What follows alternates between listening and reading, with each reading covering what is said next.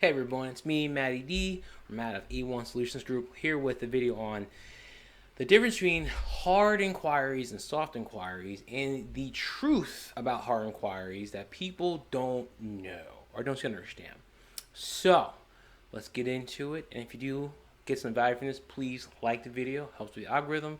And if you like it even more, we have more videos on credit and other things too, so please subscribe to our channel. Now, hard inquiries, soft inquiries, what's the difference? Are they both evil? Are they both bad? Is one better than the other?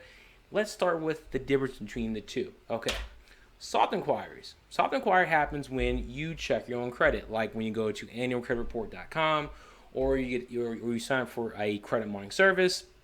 And depending on which service you sign up for, it may give you 1, 2, or all 3 bureaus. As a soft inquiry, it does not have any impact on your score and does not show up at all when you look at your credit report. Also, soft inquiries come from lenders when they review your credit and send you a pre-approval in the mail. That's how you get these pre-approvals out of nowhere, and you're like, wait a minute, I did not apply for this credit card, That's how you get them, because they can pull it, and you can freeze that by going on to LexisNexis and having it froze and having that frozen, so you don't have that happen to you. But that's soft inquiry. Soft inquiries do not get against you. It's fine. It's nothing bad. But that's how you get those pre-approvals for stuff that you didn't apply for. Now, hard inquiries.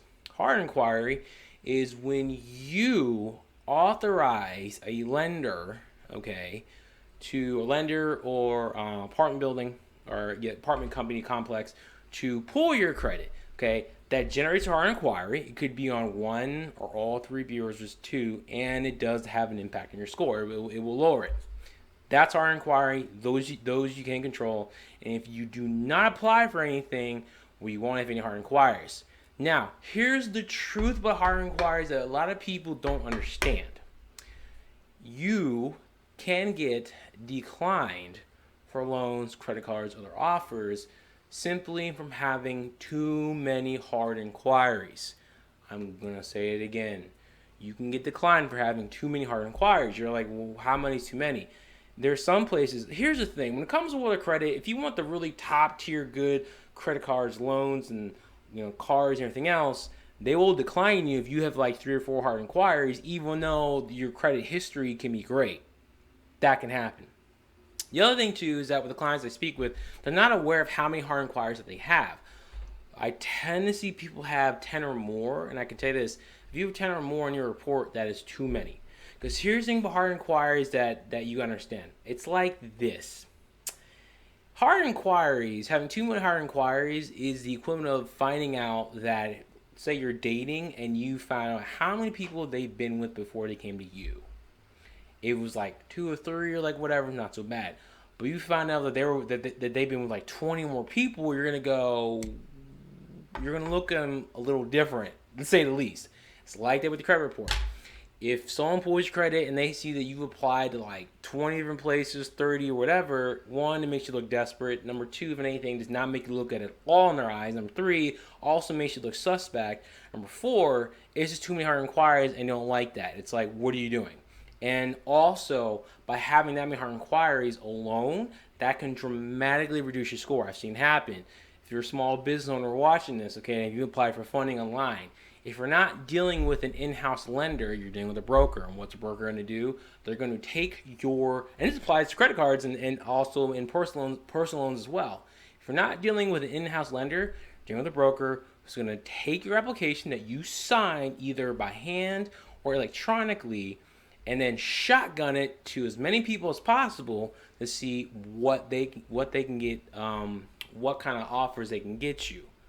And you think you're applying to 1, then you put your credit report and you find that you have, an extra 5 hard inquiries on 3 bureaus. And I've seen it where on the business funding side, you can have great payment history, everything's paid on time, no collections, but you get 60 hard inquiries, your score plummets. And that's the truth about hard inquiries that people don't understand.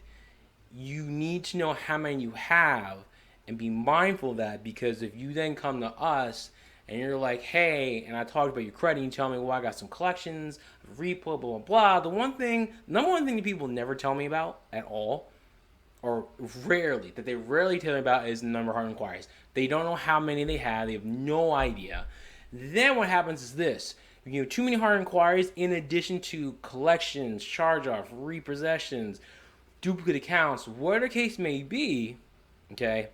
What then happens is that's extra work on top of everything else. So now we have to dispute the negative counts you have on there in addition to the hard inquiries. And then people wonder why it takes so long. Well, when you dug yourself this hole, and then you threw on, and then you threw in some extra feet because you got the hard inquiries, you then give yourself more work to do to get yourself back to being credit worthy.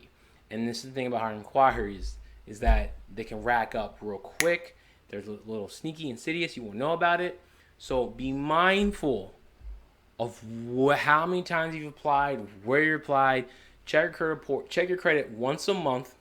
Do that once a month, and see if any new hard inquiries come on there, because you can dispute those and say, hey, I didn't authorize this, because it happens. Some companies, what they'll do, you apply, and then let's say you get declined, they'll keep yourself on file, and they'll check it again, could be some months down the road. And you're like, how's it happen? Well, you have to read what you're signing.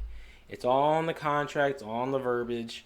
If you don't look at that, you don't know what you're signing, okay? So, hard inquiries, be mindful of where you're applying, okay? And only authorize people when you want to, or I should say, only authorize when you know that, hey, I'm working with one lender, or if you're going to a car dealership, ask them. Car dealerships especially. When you work with a car dealership, especially the major ones, I think it's the major ones. Well, the major ones, or maybe the smaller ones. Regardless, here's the rule. Here's the rule for car dealerships. If you go to a car dealership and you're applying for financing, before you sign the authorization to have your credit pulled, okay, before you sign that or give them permission, ask them. Say, hey, is this in-house when you pull my credit? Meaning, like, are you sending my application to one lender or multiple lenders? Ask them that, okay? This way, if you're okay with them sending it to multiple lenders, fine. If you're not okay, then you say, stop, hold up, I don't want you to do that, because that'll bring more inquiries and also lower your score, okay? Soft inquiries, again, is when you check your own credit or you get pre-approval, they're fine. You don't have to worry about those. You're okay. Hard inquiries, the truth is, they're insidious and sneaky. Too many will drop your score tremendously, and they have more work to do. With that being said, hope you got some value from this. Any questions? What are your thoughts? Did you like this video? Did you hate it? What questions do you have? Comment below, let us know, and we'll make more videos based on the questions that you have. All right, with that being said, talk to you soon. Peace.